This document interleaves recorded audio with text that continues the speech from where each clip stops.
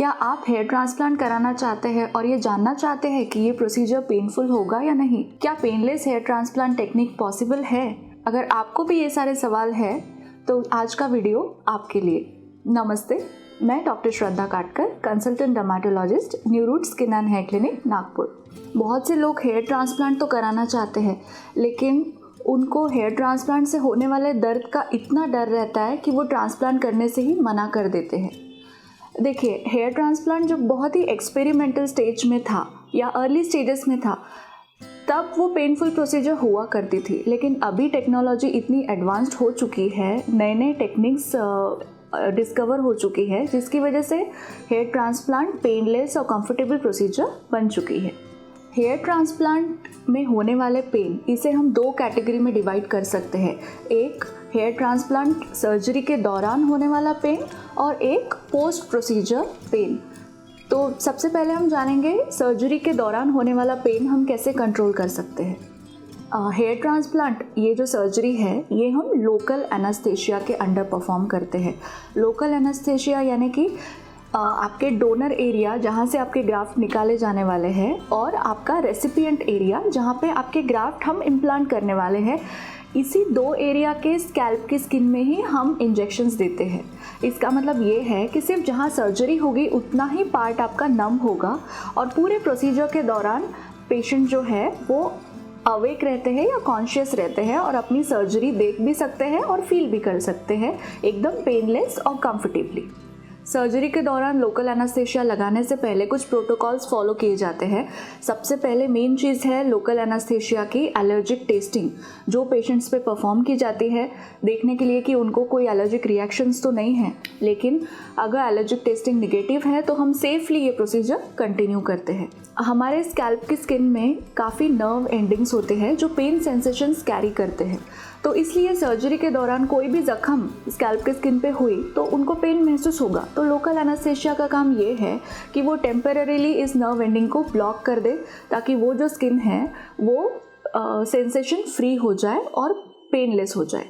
ये local anaesthesia जो surgery के दौरान लगता है वो स्टेप वाइज लगता है। जब डोनर एरिया से ग्राफ्ट निकालने होते हैं उस समय सिर्फ डोनर एरिया पे लोकल एनेस्थेशिया दिया जाता है और कुछ घंटों के इंटरवल में आपको लोकल एनेस्थेशिया के इंजेक्शंस लगते रहते हैं पूरे सर्जरी के दौरान।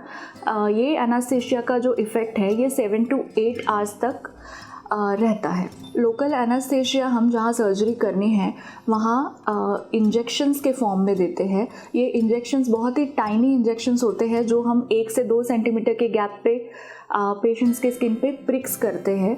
और ये जो इंजेक्शन है इसके दौरान आपको एक पिन प्रिक सेंसेशन या माइल्ड डिस्कम्फर्ट हो सकता है अगले 5 से 10 मिनट के लिए, लेकिन एक बार इफ़ेक्ट आ जाए तो ये complete surgery absolutely pain free हो जाती है।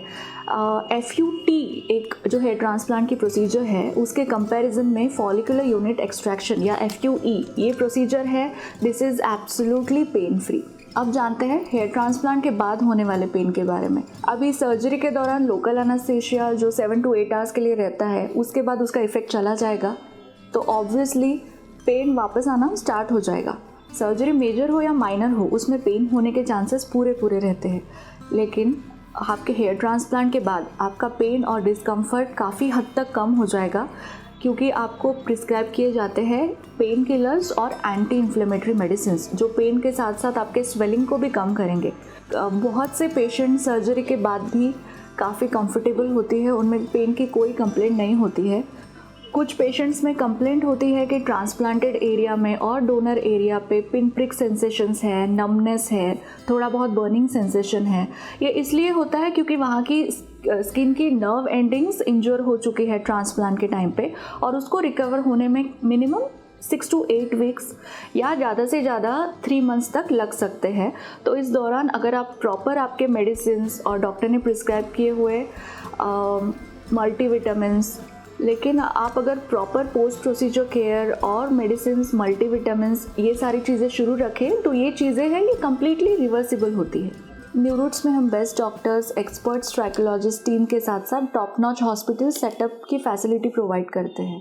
पेन थ्रेशोल्ड ये पेशेंट टू पेशेंट डिफ़र कर सकता है, लेकिन सर्जरी के दौरान होने वाले स्ट्रेस और एंजाइटी की वजह से पेन परसेप्शन बढ़ जाता है।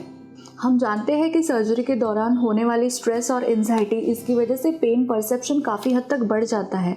इसीलिए patients comfort is our top most priority. और हमारी ज़्यादा से ज़्यादा ये कोशिश रहती है कि जो सर्जरी हो वो पूरी तरह से कंफर्टेबल और पेन फ्री हो। इसके लिए हम स्ट्रेस रिलीविंग फैक्टर्स जैसे कि एरोमा थेरेपी हो गया, म्यूज़िक थेरेपी हो गया, ऑप्टिमम टेम्परेचर कंट्रोल, ये सारी चीज़ें करके पेशेंट की सर्जरी जितना हद तक हो सके स्ट्रेस फ्री बनाने की कोशिश करते हैं। और एक बार सर्जरी हो जाए उसके बाद भी हम काफ़ी स्ट्रिंजेंट पोस्ट प्रोसीजर प्रोटोकॉल्स को फॉलो करते हैं, जिसकी वजह से सर्जरी का आउटकम सक्सेसफुल और रिजल्ट्स जो है वो लॉन्ग लास्टिंग रहे। ऐसी और जानकारी के लिए हमारे साथ जुड़े रहे। Thank you.